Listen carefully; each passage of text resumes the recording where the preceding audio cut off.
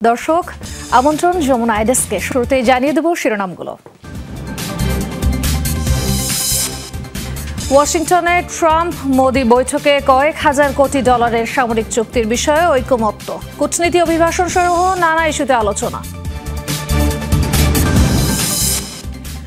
সংঘাত সহিংসতায় বিপর্যস্ত মণিপুরের রাজনৈতিক অস্থিরতা, মুখ্যমন্ত্রীর পদত্যাগের পর রাষ্ট্রপতি শাসন জারি, বিরোধীদের কঠোর সমালোচনা। সামরিক খাতে 2024 সালে ইউরোপের তুলনায় রাশিয়ায় ব্যয় ছিল বেশি, যুদ্ধ বন্ধে ট্রাম্পের তৎপরতায় হতাশ ইউক্রেনীয়রা, দিচ্ছে বিশ্বাসঘাতকতার তকমা।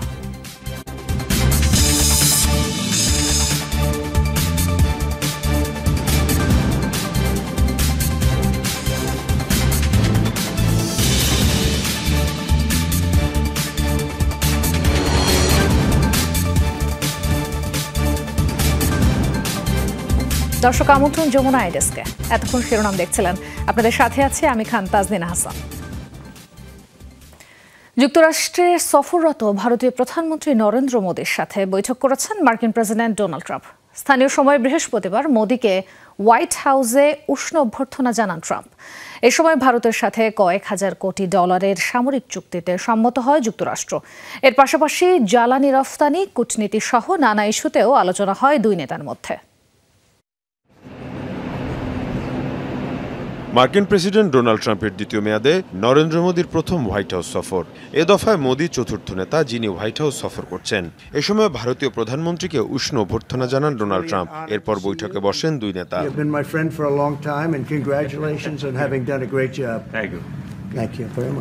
ভারতীয় প্রধানমন্ত্রীর এই সফরে বাণিজ্য কূটনীতির পাশাপাশি সামরিক ইস্যুটিও গুরুত্ব পায় দুই নেতার আলোচনায়। পরে যৌথ সংবাদ সম্মেলনে অংশ নেন ট্রাম্প মোদী। সংবাদ সম্মেলনে মোদী বলেন, দুই দেশের মধ্যে পারস্পরিক সমঝোতার ভিত্তিতে লাভজনক বাণিজ্য চুক্তি হবে। এ সময় ইউক্রেন রাশিয়া যুদ্ধ নিয়েও আলোচনা হয়। মার্কিন প্রেসিডেন্টের মতো আমিও নিজের দেশকেই গুরুত্ব দিয়েছি সবার আগে। মেক ইন্ডিয়া গ্রেট এগেইন, এটাই আমাদের নীতি। নানা ইস্যুতেই আমরা যুক্তরাষ্ট্রের সাথে হয়ে কাজ করেছি, সন্ত্রাসবাদ এর মধ্যে অন্যতম।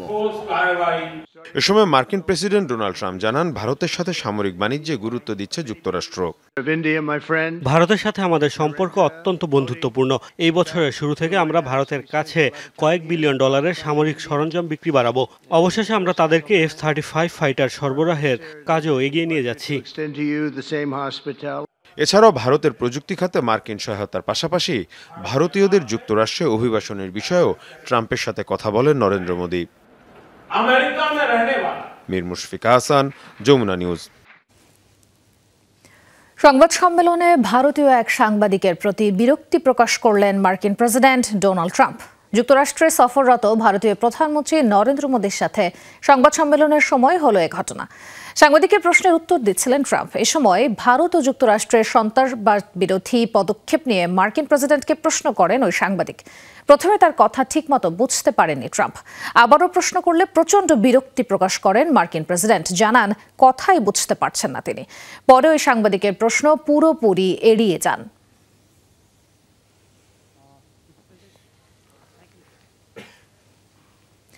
প্রথম দফায় বিভিন্ন দেশের 119 অবৈধ অভিবাসীকে পানামা পাঠিয়েছে যুক্তরাষ্ট্র। বৃহস্পতিবার এ তথ্য জানিয়েছে দেশটির প্রেসিডেন্ট। বুধবার মার্কিন এক সামরিক বিমানে করে তাদের নেওয়া হয় সেখানে। অবৈধ অভিবাসীদের প্রত্যর্পণ সংক্রান্ত একটি চুক্তির আওতায় তাদের গ্রহণ করেছে পানামা। চুক্তি অনুযায়ী অভিবাসীদের নিজ নিজ দেশে ফেরানোর প্রক্রিয়ায় একটি ট্রানজিট পয়েন্ট হিসেবে পানামাকে ব্যবহার করবে যুক্তরাষ্ট্র। গেল সপ্তাহে পানামার দখল সংক্রান্ত বিষয়ে আলোচনা করতে পানামা সফর করেন মার্কিন পররাষ্ট্রমন্ত্রী মার্কো রুবিও। সে সময়ে অভিবাসী চক্র সংক্রান্ত এই চুক্তিটি হয় দুদেশের মধ্যে। এদিকে মেক্সিকো সীমান্তে নতুন করে আরও 5,000 সেনা মোতায়েন করেছে ট্রাম্প প্রশাসন। প্রয়োজনে আরও বাড়ানো হবে সেনার সংখ্যা, জানানো হয়েছে এমনটাও।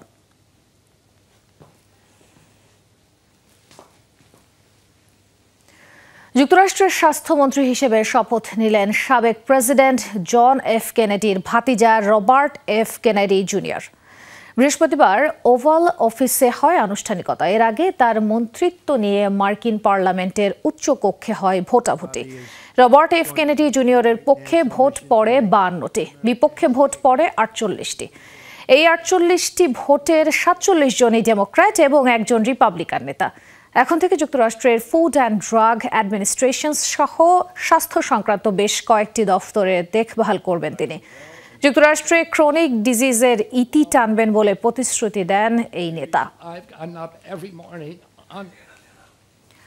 মার্কিন প্রেসিডেন্ট ডোনাল্ড ট্রাম্প ভারতকে বিপুল সামরিক সহায়তা দেওয়ার ঘোষণায় উদ্বেগ জানিয়েছে পাকিস্তান। আঞ্চলিক শান্তি নষ্ট হয় এমন কোনো পদক্ষেপ গ্রহণ না করার আহ্বান জানিয়েছে দেশটির পররাষ্ট্র মন্ত্রণালয়। ভারতকে অত্যাধুনিক সামরিক প্রযুক্তি দেওয়ার পরিকল্পনায় পাকিস্তান উদ্বিগ্ন। এ ধরনের পদক্ষেপ আঞ্চলিক ভারসাম্যহীনতা তৈরি করবে, নষ্ট করবে কৌশলগত স্থিতিশীলতা। আন্তর্জাতিক অংশীদারদের দক্ষিণ এশিয়ার শান্তি ও নিরাপত্তার বিষয়গুলোকে বস্তুনিষ্ঠ দৃষ্টিভঙ্গিতে দেখার আহ্বান জানাবো। একতরফা এবং বাস্তবতা বিবর্জিত অবস্থান থেকে বিরত থাকার আহ্বান জানাই। সংঘাত সহিংসতায় বিপর্যস্ত মণিপুরে এবার রাজনৈতিক সংকট।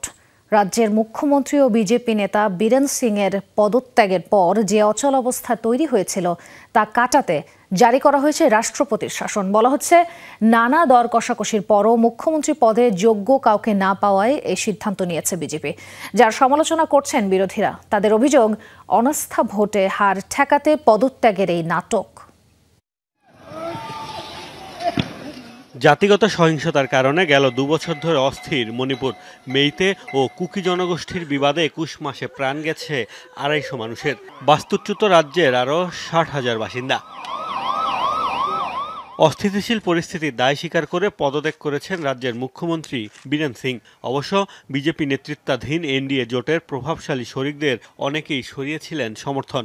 অনাস্থা ভোটে হারের শঙ্কায় তার এই সিদ্ধান্ত। নানা দর কষাকষির পরও মণিপুরের মুখ্যমন্ত্রী পদের জন্য যোগ্য কাউকে খুঁজে পায়নি কেন্দ্রের ক্ষমতাসীনরা। তাই বৃহস্পতিবার রাজ্যটিতে জারি করা হয়েছে রাষ্ট্রপতি শাসন। কেন্দ্রীয় সরকারের এই সিদ্ধান্তের অবশ্য কঠোর সমালোচনা করছেন বিরোধীরা। কংগ্রেসের অভিযোগ, অনাস্থা ভোটে বিরোধীদের কাছে ক্ষমতা হারানোর শঙ্কায় প্রেসিডেন্টের শাসন জারি করেছে মোদির দল। গণতন্ত্রকে পুরোপুরি হত্যা করতে চায় বিজেপি। অনাস্থা ভোটের প্রস্তুতি যখন শেষ হলো, তখন কেন রাষ্ট্রপতি শাসন? বীরেন সিং এরই মধ্যে সংখ্যাগরিষ্ঠতা হারিয়েছে, এ কারণেই পদত্যাগ। অনাস্থা ভোটে সে হারলে বিরোধীদের সরকার গঠনের সুযোগ ছিল, কিন্তু রাষ্ট্রপতি আইন জারি হওয়ায় সে সুযোগ নেই। বিজেপি ও জোট শরিকদের সাফাই, বর্তমান পরিস্থিতিতে মণিপুরের আইন শৃঙ্খলা ব্যবস্থার উন্নয়ন ঘটাতে নেওয়া হয়েছে এই পদক্ষেপ।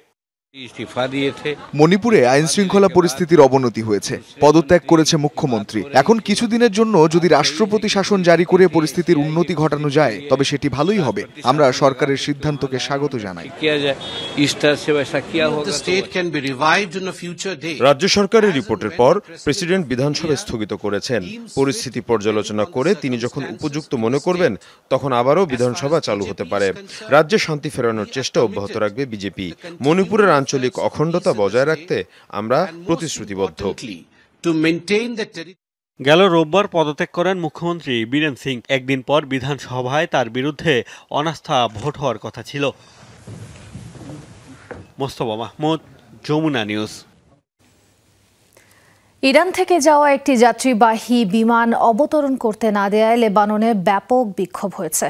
বৈরুতে দেশটির একমাত্র বাণিজ্যিক বিমানবন্দরের সংযোগকারী সড়ক বন্ধ করে বিক্ষোভ করেন হিজবুল্লাহ সমর্থকরা। এ সময় লেবাননের বর্তমান সরকার ও বিমানবন্দর কর্তৃপক্ষের বিরুদ্ধে ইসরায়েলি চাপে মাথা নত করার অভিযোগ তোলেন আন্দোলনকারীরা। বৃহস্পতিবার ইরানের বিরুদ্ধে যাত্রীবাহী বিমানের মাধ্যমে হিজবুল্লাহর কাছে অর্থ পাঠানোর অভিযোগ তোলে তেল আবিব। এরপরই ইরানের যাত্রীবাহী একটি বিমানকে অবতরণের অনুমতি না দিয়ে ফেরত পাঠায় বৈরুত বিমানবন্দর কর্তৃপক্ষ। পশ্চিম তীরে তাণ্ডব চালিয়েই যাচ্ছে ইসরায়েলি বাহিনী। তুলকারেম, জেনিন, রামাল্লাহ সহ বিভিন্ন এলাকায় চলছে সন্ত্রাসী অভিযান। জঙ্গি নির্মূলের নামে হেনস্থা করা হচ্ছে বেসামরিক নাগরিকদের। বার্তা সংস্থা ওয়াফা জানিয়েছে, শুক্রবার আটক করা হয়েছে বেশ কয়েকজনকে, যাদের বেশিরভাগেরই বয়স 18 বছরের নিচে। ইসরায়েলি বাহিনীর গুলিতে নিহত হয়েছেন এক ফিলিস্তিনি। আইডিএফ সেনাদের পাশাপাশি আগ্রাসন চালাচ্ছে দখলদার ইসরায়েলিরাও।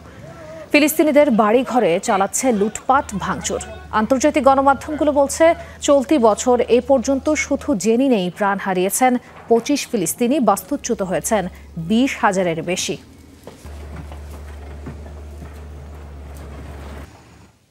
2024 সালের সামরিক খাতে ইউরোপীয় দেশগুলোর সম্মিলিত ব্যয়ের চেয়ে বেশি খরচ করেছে রাশিয়া। আন্তর্জাতিক গবেষণা সংস্থা IISS এর গবেষণায় উঠে এসেছে তথ্য। সংস্থাটির তথ্য মতে গেল বছর সামরিক খাতে প্রায় $462 বিলিয়ন ব্যয় করেছে মস্কো। এদিকে ইউরোপের বাকি সব দেশের সম্মিলিত ব্যয় $457 বিলিয়ন। প্রায় 3 বছর ধরে চলছে রাশিয়া ইউক্রেন যুদ্ধ। দীর্ঘ এই সময়ে ইউরোপ আমেরিকার ঢালাও সমর্থন পেয়েছে কিয়েভ। যেন ইউক্রেন নয়, পশ্চিমা বিশ্বের বিরুদ্ধেই লড়াই রাশিয়ার। তবে ইউরোপ আমেরিকা জোটের অকুণ্ঠ সহযোগিতার পরও যুদ্ধের ময়দানে বরাবরই ইউক্রেনকে কোণঠাসা করে রেখেছে রাশিয়া। তবে কি পুরো পশ্চিমা বিশ্বের চেয়েই শক্তিশালী মস্কো? আন্তর্জাতিক গবেষণা সংস্থা IISS এর তথ্য অনুযায়ী 2024 সালে সামরিক খাতে দেশটির ব্যয় ছাড়িয়ে গেছে পুরো ইউরোপকে। সংস্থাটি বলছে গেল বছর এই খাতে তাদের ব্যয় হয়েছে $462 বিলিয়ন। 2022 সালে ইউক্রেনে পুরোদস্তুর যুদ্ধ শুরুর পর 4000-এর বেশি ট্যাঙ্ক ধ্বংস হয়েছে রাশিয়ার, যার মধ্যে প্রায় 1500-ই ধ্বংস হয়েছে 2024 সালে। ক্রমবর্ধমান গোলাবারুদ ও সামরিক সরঞ্জামের জন্য রাশিয়া নির্ভর করছে উত্তর কোরিয়া ও ইরানের উপর। বর্তমানে ট্যাঙ্কের সংখ্যা আরও বাড়ানোর উপর জোর দিচ্ছে দেশটি।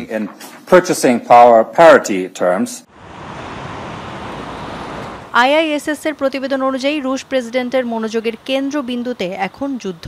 তবে তিনি যুদ্ধের গতি ও মাত্রা এমনভাবে বজায় রাখছেন যেন অভ্যন্তরীণ স্থিতিশীলতা নষ্ট না হয়। পাশাপাশি পশ্চিমারা যেন বেশি শক্তিশালী হয়ে না পড়ে নিশ্চিত করছেন তাও। এদিকে ইউরোপের বাকি সব দেশ গত বছর সামরিক খাতে ব্যয় করেছে প্রায় $457 বিলিয়ন। গ্লোবাল ফায়ার পাওয়ারের র্যাঙ্কিং অনুযায়ী সামরিক সক্ষমতার দিক থেকে বিশ্বে দ্বিতীয় অবস্থান রাশিয়ার। এই তালিকায় প্রথম 5-এ নেই ইউরোপের কোনো দেশ। Ifatara Khandakar, Jamuna news. Russia Ukraine যুদ্ধ বন্ধে ডোনাল্ড ট্রাম্পের তৎপরতায় হতাশ ইউক্রেনীয়রা। পরিস্থিতি যেদিকে মোড় নিচ্ছে তাতে প্রায় 3 বছর ধরে যুদ্ধ করলেও খালি হাতে ফিরতে হবে তাদের। আর তাই মিত্রদের ওপর বিশ্বাসঘাতকতার অভিযোগ তুলছেন অনেকে। কেউ কেউ অবশ্য মনে করছেন শেষ পর্যন্ত পশ্চিমারা তাদের পাশেই থাকবে। পশ্চিমাদের ঢালাও সহায়তায় 3 বছর ধরে শক্তিশালী রাশিয়ার বিরুদ্ধে যুদ্ধে ইউক্রেনের অর্জন কি? মার্কিন প্রেসিডেন্ট ডোনাল্ড ট্রাম্পের মধ্যস্থতায় যখন যুদ্ধ বন্ধের সম্ভাবনা তৈরি হয়েছে, তখন শুরু হয়েছে এই হিসাব নিকেশ। ইউক্রেনের ন্যাটোর সদস্যপদ পাওয়ার আকাঙ্ক্ষা ঘিরে শুরু হয়েছিল মস্কো কিয়েভ বিবাদ। ভলোদিমির জেলেনস্কির সেই ইচ্ছে যে পূরণ হচ্ছে না, সেটি এরই মধ্যে নিশ্চিত করেছে যুক্তরাষ্ট্র।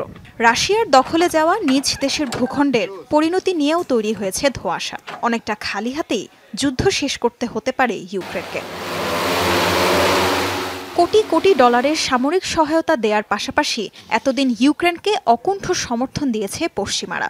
শেষ পর্যন্ত কিয়েভের পাশে থাকার প্রতিশ্রুতি দিয়ে আসলেও এখন রাশিয়ার সাথে সমঝোতার ইঙ্গিত দিচ্ছে মিত্রদের অনেকে। এমন পরিস্থিতিতে পশ্চিমাদের বিরুদ্ধে বিশ্বাসঘাতকতার অভিযোগ তুলছেন ইউক্রেনের সাধারণ নাগরিকরা। ইউক্রেনে হামলাকারী রাশিয়ার প্রেসিডেন্টের সঙ্গে ট্রাম্প ফোন আলাপ করলেন। এটা আমার কাছে খুবই অদ্ভুত লেগেছে। মনে হচ্ছে ইউক্রেন বিশ্বাসঘাতকতার শিকার হচ্ছে। যা হচ্ছে তাতে ইউক্রেনের জন্য ভালো কিছু আমি দেখছি না। আমাদের আর অন্যের উপর নির্ভরশীল থাকা উচিত নয়। নিজেদেরই শক্তিশালী সামরিক বাহিনী গড়ে তুলতে হবে। তাদের আচরণ দেখে মনে হচ্ছে কেউ কাউকে বিয়ের প্রস্তাব দিল, এরপর তার মনে হলো বিয়ে করবে। কেউ কেউ অবশ্য এখনই আশা ছাড়ছেন না। তাদের বিশ্বাস, মিত্রদের সহায়তায় বিজয় শেষ পর্যন্ত ইউক্রেনেরই হবে। আমি এখনই সিদ্ধান্তে আসতে চাই না। প্রথমে বলা হয়েছিল আমরা কিছুই পাবো না, এরপর অস্ত্র পেয়েছি। পরে বলা হলো F-16 পাবো না, সেটাও পেয়েছি। ভালো কিছুর জন্য অপেক্ষা করছি, তবে যা দেখছি তাতে মন ভালো নেই। ইউক্রেনীয়রা হতাশ হলেও উল্টো চিত্র রাশিয়ায়। দেশটির নাগরিকরা যুদ্ধবন্ধে ডোনাল্ড ট্রাম্পের এই প্রচেষ্টাকে স্বাগত জানাচ্ছেন। তাজরিয়ান সোবহান, যমুনা নিউজ। ভয়াবহ ঘূর্ণিঝড় জিলিয়ার কবলে অস্ট্রেলিয়ার উত্তর পশ্চিমাঞ্চল। বন্ধ অস্ট্রেলিয়ার পিলবারা অঞ্চলের সবগুলো প্রধান নৌবন্দর। ভারত থেকে মহাসাগর থেকে সৃষ্টি হওয়া এই ঝড় ঘন্টায় 80 কিলোমিটার বেগে আঘাত হানছে অঞ্চলটির হেডল্যান্ড বন্দরে। এরই মাঝে 5 নম্বর সতর্কতা সংকেত জারি করেছে দেশটির আবহাওয়া অধিদপ্তর। আশঙ্কাজনক হারে বাড়ছে ঘূর্ণিঝড়ের গতি। ধারণা ঘন্টায় ৩০০ কিলোমিটারের বেশি বেগে আছড়ে পড়তে পারে ভূমিতে। নিরাপদাশ্রয়ে সরে যেতে বলা হয়েছে অঞ্চলটির ১৫,০০০ বাসিন্দাকে। চিলির পাতাগোনি অঞ্চলে নৌ ভ্রমণের সময় এক যুবককে আচমকা গিলে ফেলল বিশালাকার তিমি মাছ। ভয়াবহ এই অভিজ্ঞতায় সম্মুখীন হয়েছে এড্রিয়ান সিমানকাস। বাবার সাথে ম্যাগেলান প্রণালীতে কায়াকিং করছিলেন তিনি। এ সময় আচমকা তার নৌকায় পিছন থেকে ধেয়ে আসে বিশালাকৃতির হ্যাম্পবাক হোয়েল। বিশাল হা করে আশপাশের সবকিছুর পাশাপাশি গিলে ফেলে নৌকা শুদ্ধ যুবকটিতে। অবশ্য কিছুক্ষণ পরে তাকে উগড়ে দেয় মাছটি। সামাজিক যোগাযোগ মাধ্যমে ভাইরাল হয় এই ঘটনার ভিডিও। দক্ষিণ কোরিয়ার বন্দরনগরী বুসানে নির্মাণাধীন একটি অভিজাত রিসোর্টে ভয়াবহ অগ্নিকাণ্ডে প্রাণ হারিয়েছেন অন্তত ৬ জন, গুরুতর দগ্ধ আরও ৭ জন। শুক্রবার স্থানীয় সময় সকালে রিসোর্টটিতে আগুন লাগে। বিষয়টি নিশ্চিত করেছে দক্ষিণ কোরিয়ার সংবাদ মাধ্যম ইয়োনহাপ। তথ্য পেয়ে ঘটনাস্থলে পৌঁছায় ফায়ার সার্ভিসের ৯০ সদস্যের একটি দল। ১৪ জনকে ভবনের ভেতর থেকে জীবিত উদ্ধার করা হয়। তবে ভবনের ভেতরের এ সময় কতজন লোক ছিল তা এখনও নিশ্চিতভাবে জানা যায়নি। তাই প্রাণহানি বৃদ্ধির শঙ্কা করছেন উদ্ধারকর্মীরা। ভয়াবহ আগুনের সূত্রপাত জানতে শুরু হয়েছে তদন্ত।